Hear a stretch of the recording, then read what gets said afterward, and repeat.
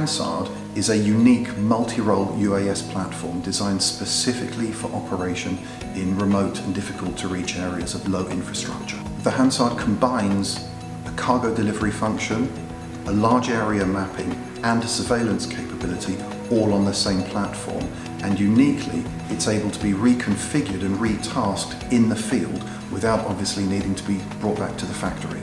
It's designed to routinely operate beyond visual line of sight in areas of very, very low infrastructure support. What we have developed on the system is an ability to deliver 10 kilograms of aerial parachute delivery cargo up to a 300 kilometre round trip range. So that's presenting it as certainly world class. It's also capable of providing high resolution, large area mapping, which we will typically do of about 5,000 hectares in a morning. And thirdly, it's capable of providing live streamed aerial video surveillance from the drone back to the ground station at ranges of up to approximately 80 kilometres. The classic case is the use of cargo drones to deliver and carry medical supplies to remote and difficult to reach communities which otherwise are excluded from a timely medical supply chain. But it extends further than that. The problem is actually in two parts. The first is for routine deliveries which support things such as vaccination programs or planned clinics and preventative healthcare.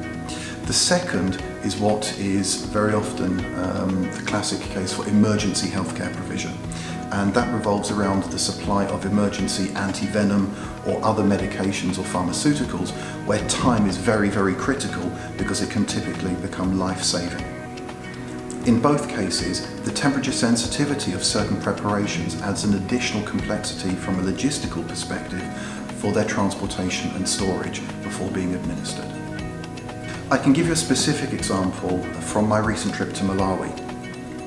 I met with a medical health worker who was responsible for the healthcare of about 30,000 people in a remote clinic.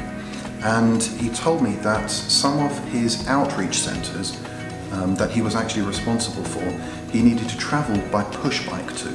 Now, some of these outreach centres were 19 kilometres away, and for a significant portion of the year, he actually couldn't even reach them because his push bike, being what it is, couldn't cross the streams and the rivers, and the bridges were being washed away. So for that period of time during the year, those communities actually had no healthcare provision, or it was very, very patchy. There are additional applications where drones can make a real difference as part of the emergency response following large-scale disasters such as typhoons and earthquakes.